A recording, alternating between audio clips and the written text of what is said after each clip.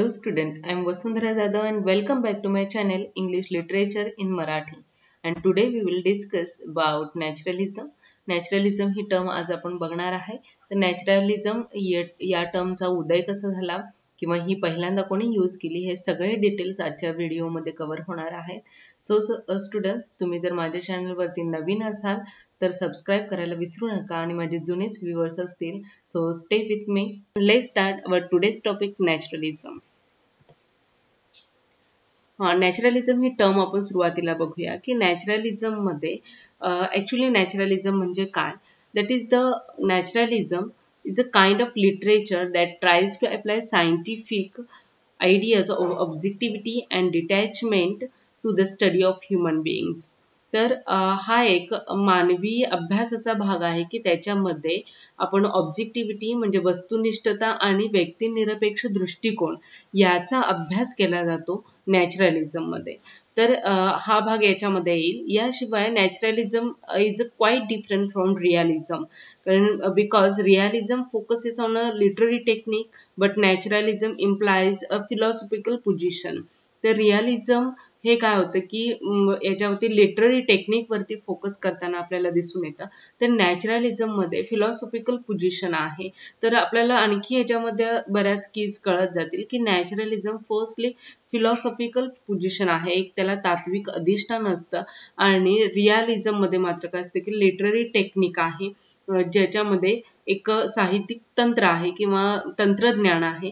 तर नॅचरलिझम मात्र काय की फिलॉसॉफिकल पोझिशन आहे हे आपल्याला दिसतं. तर नॅचरलिझम जी आहे ती पहिल्यांदा ही जी टर्म फ्रेंच रायटर एमायली झोला किंवा एमिली झोला म्हणूया, प्रोनाउन्सिएशन वॉट एव्हर, एमायली झोला. तर यांनी पहिल्यांदा ही टर्म एमर्ज केली किंवा उदयास आणली. तर एमायली झोला यांच्या आधीचे जे फ्रेंच रायटर होते बॅल्झॅक अँड फ्लाउबर्ट, तर या दोन रायटरचे जे काही लिखाण होतं त्याचा प्रभाव, या दोघांच्या लिखाणाचा प्रभाव एमायली झोला यांच्यावरती झालेला आपल्याला दिसून येतो. आणि पहिल्यांदा बॅल्झॅक आणि फ्लाउबर्ट यांनी काय केलं होतं की त्यांच्या लिखाणातून हा प्रकार आणला होता, नॅचरलिझम ही टर्म आणली होती. आणि त्यांचा प्रभाव एमायली झोला यांच्यावरती पडला आणि त्याच्यामुळे काय झालं की एमायली झोला यांच्या लिखाणातून नॅचरलिझम हे पुढे डेव्हलप होत गेलं. सो त्यांच्यानंतर इतर बरेच रायटर आले, तर तेही आपण आज डिस्कस करूया. तर पहिल्यांदा आपण बघूया की एमायली झोला यांनी या फ्रेंच रायटरनी काय केले की नॅचरलिझम ही टर्म पहिल्यांदा एमर्ज केली आणि त्यांच्यावरती बॅल्झॅक अँड फ्लाउबर्ट यांचा आपल्याला प्रभाव पडलेला दिसून येतो. Let's see next. ओके, तर यामध्ये आपण बघणार आहे 3 डिफरंट वेज ऑफ नॅचरलिझम. याच्यामध्ये नॅचरलिझमचे 3 वेगळे वेगळे मार्ग दाखवलेले आहेत की याच्यातून आपल्याला नॅचरलिझम ही कन्सेप्ट आणखी चांगली क्लिअर कळेल. तर फर्स्ट याच्यामध्ये सांगितलंय की that refers interest in and love of natural beauty for this characteristic. तर याच्यामध्ये काय केलंय की निसर्गाच्या सौंदर्यावरती प्रेम हे काय की मेनली याचं कॅरेक्टरिस्टिक आहे, त्याचं वैशिष्ट्य आहे. देन सेकंड वन जर आपण बघितलं तर that naturalism is loosely used as a synonyms with realism. Realism शी एक समानार्थी म्हणून नॅचरलिझमचा यूज केलेला आहे, परंतु naturalism is different and realism is different. Naturalism म्हणजे निसर्गवाद, रिअलिझम म्हणजे वास्तववाद. तर हे दोन काय आहेत की वेगळे वेगळे आहेत.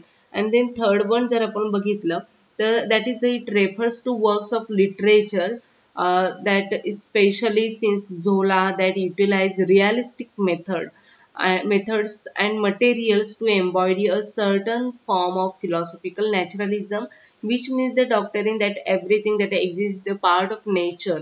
तर जे काय एक्झिस्ट आपल्या समोर झालेला आहे किंवा आपल्या समोर जे काय दिसतंय तो प्रत्येक पार्ट हा काय की निसर्गाचा आहे, तो प्रत्येक गोष्ट ही काय आहे की निसर्गच आहे, हे काय केलेलं की आपल्याला दिसून येतं. आणि हे मेनली काय केले की झोला यांनी त्यांच्या लिखाणातून मांडल्यानंतर पुढे काय झाले की याचा वापर होऊ लागला किंवा त्याचं थिंकिंग झालं की निसर्गातला प्रत्येक भाग ना भाग आहे काय की तो निसर्गाचा आहे, प्रत्येक गोष्ट निसर्गाची आहे जी तुमच्या डोळ्यासमोर असते, डोळ्यासमोर येते.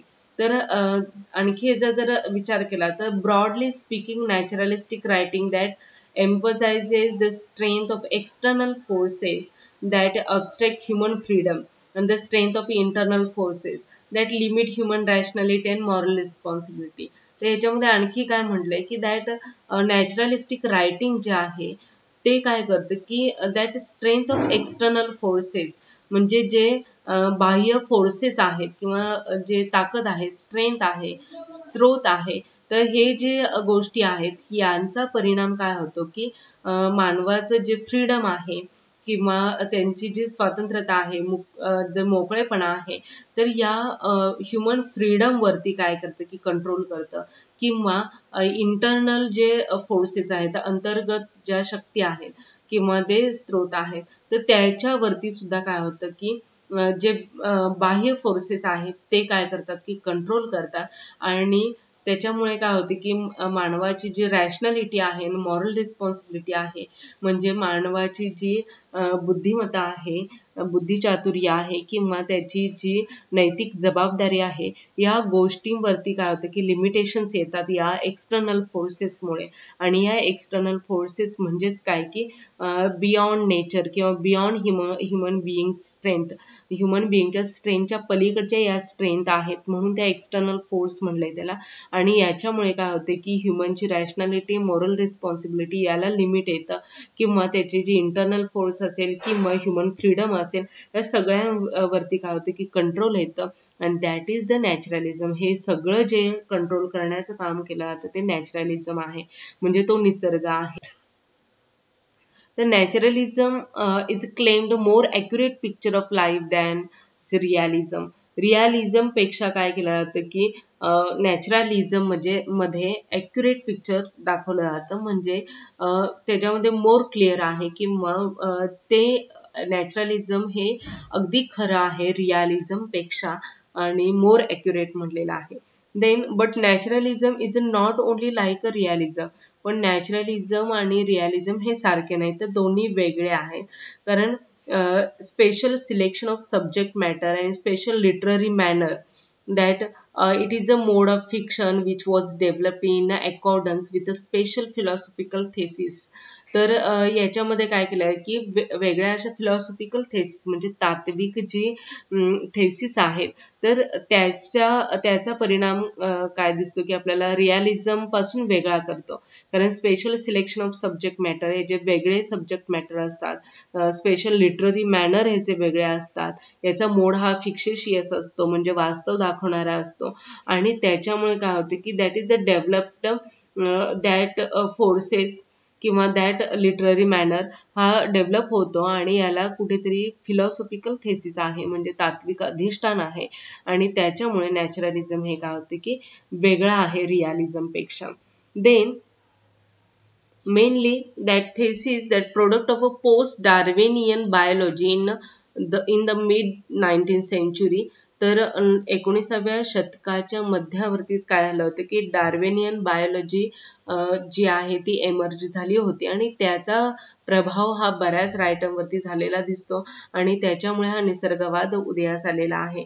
कारण जर आपण बघितलं that does not have a soul or any other connection with a religious or spiritual world beyond nature. हे एक मेन कन्सेप्ट म्हणलंय की त्याच्यामध्ये आत्मा किंवा इतर आणखी काही जे कनेक्शन्स असतील ते आणि रिलिजियस और स्पिरिच्युअल वर्ल्ड हे निसर्गाच्या पलीकडच्या गोष्टी आहेत. आणि कारण आत्मा आपल्याला दिसत नाही किंवा इतर जे आपले काही सेन्स आहेत ते आपल्याला दिसत नाहीत किंवा या धार्मिक गोष्टी असतील त्या असतील त्या आपल्याला गोष्टी या दिसत नाहीत, त्या बियॉन्ड नेचर आहेत. तर हे मात्र काय की सत्य आहे नाही माहिती नाही, पण ते आपल्याला निसर्ग गोष्टी आहेत किंवा नेचर या गोष्टी आहेत, तर त्या मात्र ज्या समोर दिसत आहेत पण ज्या रिअल आहेत, ज्याला वैज्ञानिक दृष्टिकोन आहे. कारण डार्विनियन जेव्हा बायोलॉजी आली तेव्हा सत्य जास्त समोर आलं किंवा वैज्ञानिकता जास्त समोर आली आणि तो वैज्ञानिक अधिष्ठान असणं किंवा तात्विक अधिष्ठान असणं या गोष्टी काय आहेत की नॅचरलिझम मध्ये येणार आहेत. देन जर आपण बघितलं तर फ्रेंच नॉव्हेलिस्ट एमाइली झोला यांच्या ज्या लिखाणातून काय आले की नॅचरलिझम ही जी टर्म आहे ते एमर्ज झालेले आहे. आणि त्यांच्यानंतर अमेरिकन रायटर थिओडर ड्रेझर असतील किंवा जेम्स फॅरेल असते, तर यांच्या सुद्धा लिखाणातून काय आले की त्यांचे विषय असतील subject with an objective scientific attitude with elaborate documentation.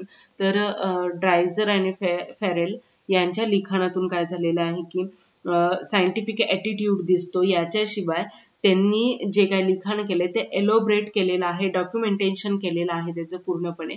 त्याच्यामुळे ते ट्रू आहे, ते सत्य आहे हे आपल्याला दिसून येतं. आणि दॅट इज द नॅचरलिझम. त्याच्यातून नॅचरलिझम काय आले की डेव्हलप होत गेला. आणि त्याच्यानंतर बरेच मॉडर्न रायटर्स आले. तर जे मॉडर्न रायटर्स, नॉव्हेलिस्ट अँड ड्रामॅटिस्ट आले, जसे की जेम्स जॉयस असेल, युगेनी ओनेल असेल किंवा आर्थर मिलर असेल, यांच्या लिखाणातून सुद्धा काय आलं की नॅचरलिझम पुढे डेव्हलप होत गेला. त्यांच्यामध्ये सुद्धा सायंटिफिक ॲटिट्यूड दिसू लागला. शिवाय एलोब्रेट विस्तृतपणे काय करू लागले, डॉक्युमेंटेशन करू लागले. आणि त्याच्यामुळे या ज्या गोष्टी समोर दिसत होत्या रिअलिझम मध्ये, ज्या समोर होत्या गोष्टी, त्या मोर क्लिअर होऊ लागल्या.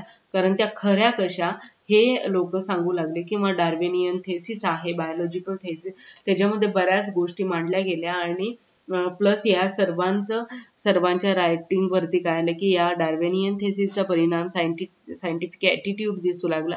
त्यामुळे पिक्चर जे आहे ते मोर क्लिअर दिसू लागला आणि त्याच्यामुळे नॅचरलिझम एमर्ज होऊ लागला. Let's see next, naturalism and realism, the difference of naturalism and realism. तर याच्यामध्ये आपण फरक बघूया. रिअलिझम म्हणजे काय, नॅचरलिझम म्हणजे काय. कारण नॅचरलिझम म्हणजे पण प्युअर क्लिअर आहे ते, आणि रिअलिझम म्हणजे सुद्धा काय की जे प्युअर क्लिअर खरं आहे ते, हे रिअलिझम मध्ये येणार आहे. तरी पण या दोघांच्या मध्ये डिफरन्स आहे, तो डिफरन्स आपण बघूया. Realism is a literary movement कॅरेक्टराइज्ड by the representation of real life. तर रिअलिझम मध्ये काय होते की रिअल लाईफ जे आहे ते रिप्रेझेंट केलेलं असतं. तर नॅचरलिझम मध्ये काय होतं, that out growth of literary realism influenced by scientific theories. तर नॅचरलिझम मात्र काय होतं की सायंटिफिक थिअरीजमुळे काय आलं की ते रिअलिझम पेक्षा वेगळं आहे. रिअलिझम लिटररी रिअलिझम पेक्षा वेगळं आहे हे आपल्याला दिसून येतं. Then next, realism portrait the everyday life of ordinary people. सामान्य लोकांचं जीवन हे काय केलं जातं, रिअलिझम मध्ये पोर्ट्रेट केलं जातं, त्यांचं एव्हरीडे लाईफ पोर्ट्रेट केलं जातं. तर नॅचरलिझम मध्ये मात्र environment, heredity and social conditions controlled the human being. मानवाने जे पर्यावरण असेल किंवा हेरिडिटी असेल किंवा सोशल कंडिशन, सामाजिक परिस्थिती असेल, ह्या कशा कंट्रोल केलेल्या आहेत हे पोर्ट्रेट केलेले असतं नॅचरलिझम मध्ये. Then naturalism depicted middle class characters. तर रिअलिझम मध्ये मिडल क्लास कॅरेक्टर्स काय केले असतात, वर्णन केलेले असतात. तर नॅचरलिझम मध्ये मात्र लोअर क्लास कॅरेक्टर्स डेपिक्ट केलेले असतात, वर्णन केलेले असतात. रिअलिस्टिक नॉवेल्समध्ये सोसायटी, सोशल क्लास, मोबायलिटी अशा थीम्सचा वापर केला जातो. म्हणजे समाजातील वर्ग असतील किंवा त्याची गतिमानता असेल, तर हे गोष्टी काय केल्या जातात की ह्या थीम्सचा वापर त्या रिअलिस्टिक नॉवेलमध्ये केला जातो. तर नॅचरलिस्टिक नॉवेल्समध्ये व्हायोलेन्स, पॉवर्टी, करप्शन, प्रोस्टिट्यूशन अशासारखे विषय हाताळलेले असतात. म्हणजेच हिंसा, दारिद्र्य, भ्रष्टाचार किंवा वेश्या व्यवसाय यासारख्या गोष्टी काय केल्या जातात किंवा या थीम्सचा वापर नॅचरलिस्टिक नॉवेलमध्ये केलेला असतो. म्हणजे कळालं असेल आपल्याला की लिटरेचरमध्ये नॅचरलिझम अँड रिअलिझम कसं डिफर करतं किंवा त्याच्यामध्ये कसा फरक आहे. Okay, so let's see next. Naturalism आपण बघितलं की एमायली झोला यांनी एमर्ज केलेला आहे. आणि त्याच्यानंतर कसे इतर जे रायटर्स आहेत ते त्यांच्या ड्रामामध्ये, त्यांच्या नॉवेलमध्ये नॅचरलिझम डेव्हलप करू लागले. Then what about poetry. पोएट्रीमध्ये नॅचरलिझम कसा आला तो आपण बघूया. तो म्हणजे रॉबर्ट फ्रॉस्ट हे एक एक्झाम्पल आहे की रॉबर्ट फ्रॉस्ट हे it's a great lover of nature and his love to. म्हणजेच काय की त्यांचं निसर्गावरती जे प्रेम आहे तेच प्रेम असणं हेच निसर्गवाद आहे किंवा नॅचरलिझम आहे. दॅट त्यांचं प्रेम जे आहे ते is like a William Wordsworth. जसं विल्यम वर्ड्सवर्थ यांना सुद्धा आपण नॅचर पोएट म्हणून ओळखतो, त्यांचं सुद्धा निसर्गावरती प्रेम होतं. त्यांच्या कवितामधून आपल्याला हे सगळं दिसतं. तर वर्ड्सवर्थ यांच्या पोएममध्ये जसं लोकल अँड रिजनल जे विषय आहेत ते दिसायचे, तर फ्रॉस्ट यांच्या इतक्या अगणित कविता आहेत की त्याच्यामध्ये त्यांनी त्यांच्या लाईफच्या सगळ्या पिरियडमध्ये जे डिफरंट पिरियडमध्ये त्यांनी काय केलेलं आहे की निसर्गवाद किंवा निसर्गावरती कविता लिहिलेल्या आहेत. आणि त्यांचं डिस्क्रिप्शन म्हणजे अगदी डिवोटेड डिस्क्रिप्शन आपल्याला दिसून येतं. मग त्याच्यामध्ये व्हेरियस ऑब्जेक्ट्स असतील, निसर्गाचे जे निसर्गातील इतर भरपूर प्रकारचे जे ऑब्जेक्ट्स असतील त्याच्यावरती त्याने डिस्क्रिप्शन केलेलं आहे. देन त्यांचं त्याच्यातून ऑब्झर्वेशन आपल्याला बघायला मिळतं, त्यांची रियालिटी ऑफ डिस्क्रिप्शन आपल्याला बघायला मिळतं की अगदी तंतोतंत खरं आणि जे रिअल आहे ते त्यांनी काय केलं की डिस्क्राईब केलेलं आहे त्यांच्या पोएट्रीमधून. त्यांचं प्रेम जे आहे निसर्गावरतीचं ते त्यांनी मोर कॉम्प्रिहेन्सिव्ह त्यांनी मांडलेलं आहे. Many sided and all inclusive than the Wordsworth पेक्षा पण खूप इन्क्लुझिव्ह आणि मेनी साइडेड त्यांचं ऑब्झर्वेशन त्यांच्या कवितेतून आपल्याला दिसतं.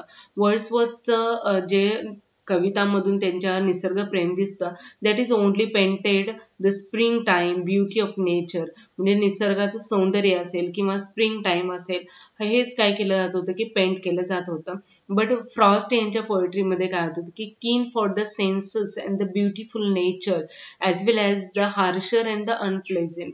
आणि त्यांच्यामधून रॉबर्ट फ्रॉस्ट यांनी काय केलं होतं की निसर्गाचं सौंदर्य तर वर्णन करायचेच, खूप इमोशनली खूप सेन्सियस पद्धतीने ते वर्णन करायचे, पण निसर्गाची जे हार्शर साईड आहे किंवा अनप्लेझंट साईड आहे ती पण ते काय करत होते वर्णन त्याच्यामध्ये करत होते. इन शॉर्ट बघायला गेलं तर idealize or romanticize nature he gives us the truth of about her.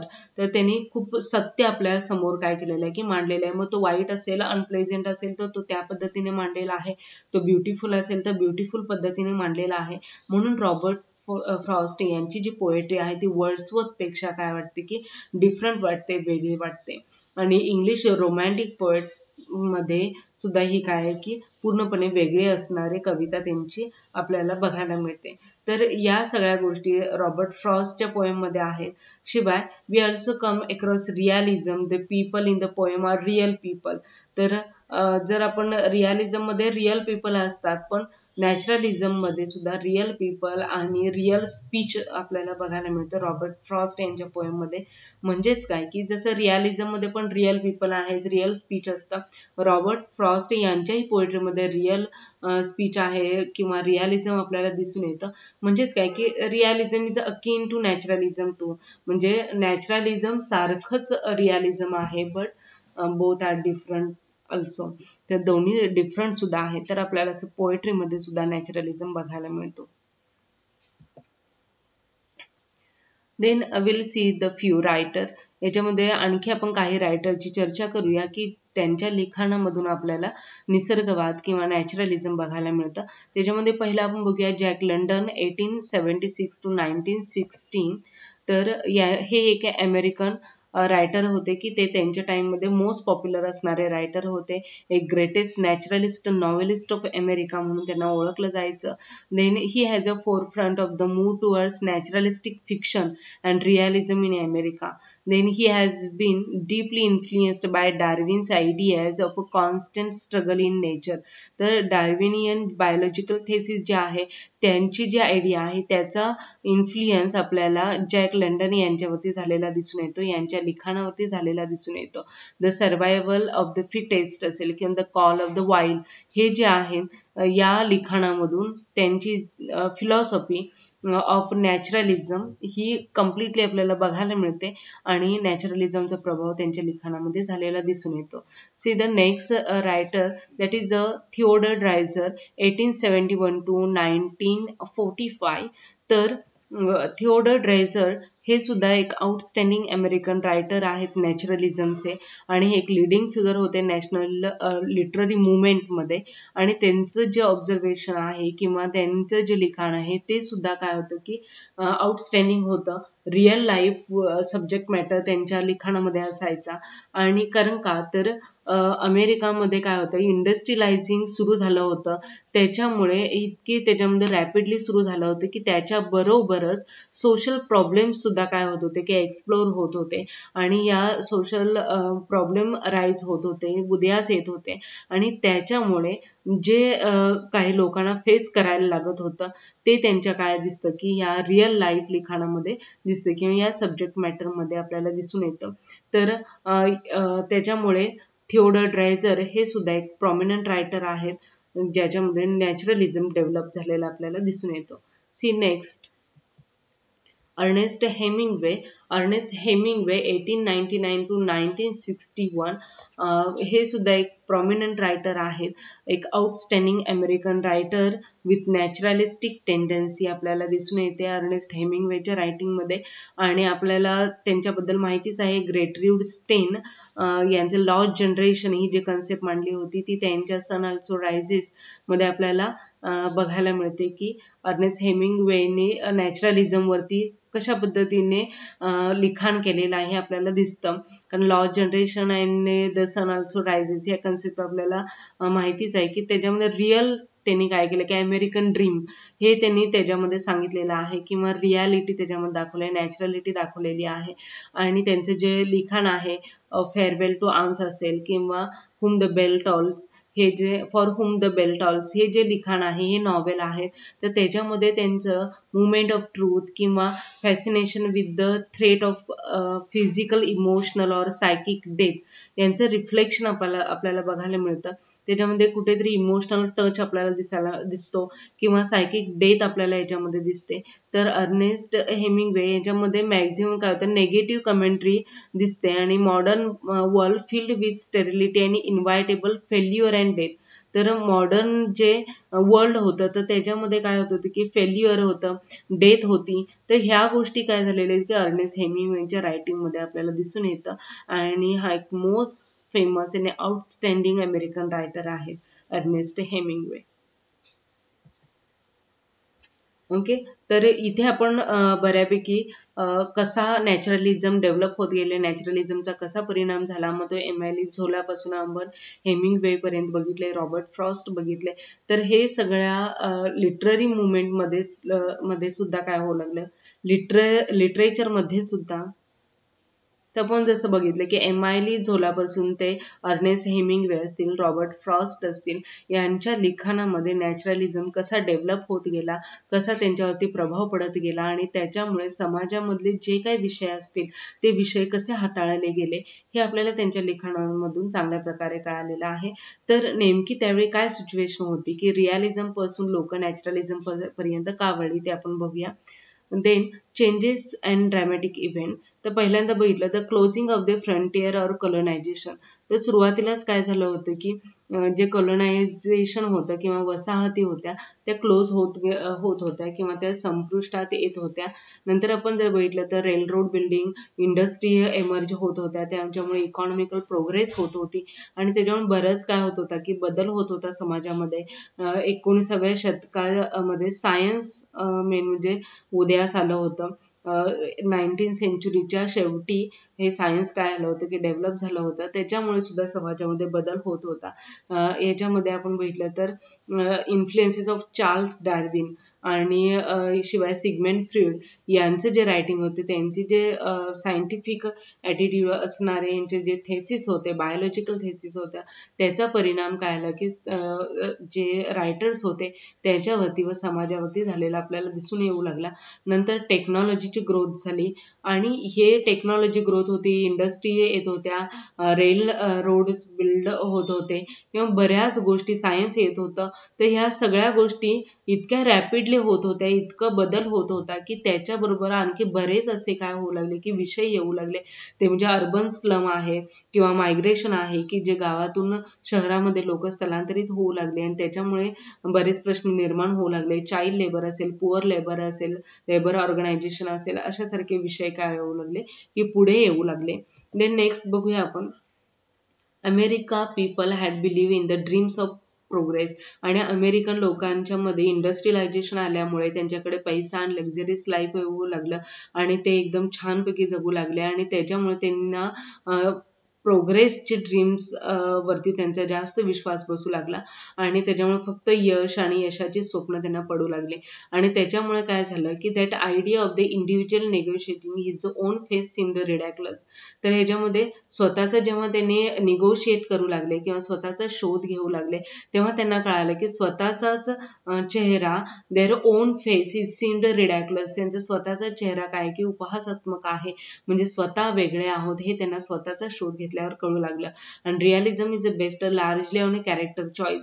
तर रिअलिझम कसं असतं की कॅरेक्टर चॉईस वरती डिपेंड असतं. तर नॅचरलिझम मध्ये मात्र काय होतं की that takes viewed as a matter of correction. तर याच्यामध्ये काय होतं की बळजबरीने आपल्याला नॅचरलिझम मध्ये काय करावं लागतं की प्रेझेंट व्हावं लागतं. Then notion of the unified self seemed and illusion. तर मेन म्हणजे काय होऊ लागलं की लोकांना सेल्फ सीम्ड अँड इल्युजन आभास होऊ लागला, किंवा आपण जे काय स्वतःला वेगळे समजतो किंवा जो वेगळे वागण्याचा प्रयत्न करतो किंवा आपलं जे ड्रीम आहे ते सगळे इल्युजन आहे, आभास आहे, लोकांना पटू लागलं. Then idea of tragedy is excluded from naturalism. तर त्यांची जे मेनली काय होतं की नॅचरलिझम जेव्हा आपण स्वीकारलं त्या लोक स्वीकारू लागले, कारण ते काय होतं की कॅरेक्टर बेस्ड नव्हतं किंवा चॉईस बेस्ड नव्हतं, त्याच्यामध्ये ट्रॅजेडी होती किंवा मध्ये वेदना होती, त्याच्यामध्ये दुःख होतं आणि त्याच्यामुळे लोकांना ती ट्रॅजेडी नको होती. तर मग जर तुम्हाला ट्रॅजेडी हवी असेल, जर तुम्हाला खरं हवं असेल तर त्याच्याबरोबर ट्रॅजेडी येणार होती.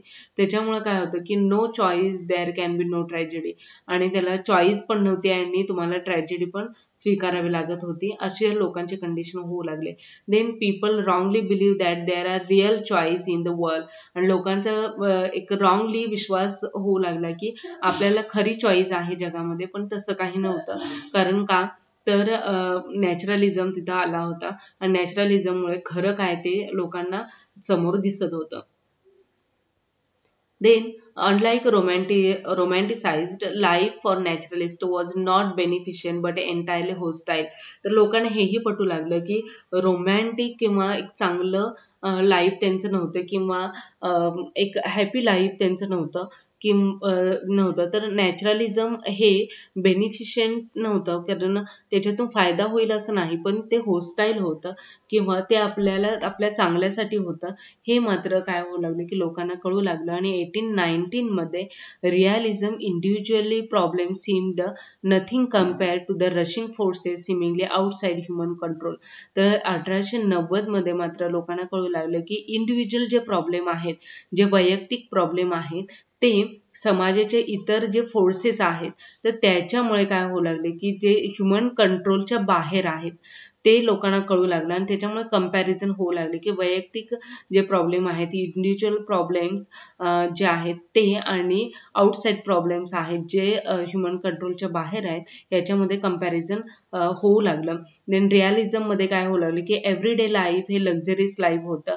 तर नॅचरलिझम मध्ये मात्र काय होतं की सोशल आणि इकॉनॉमिकल फोर्सेस होते, सोशल इकॉनॉमिक इव्हेंट्स होते आणि त्याच्यामुळे ते लक्झरियस लाईफ आणि हे फोर्सेस किंवा सोशल इश्यूज असतील याच्यामध्ये कंपॅरिझन होऊ लागलं. पुढे बदल होत गेला. Let's see.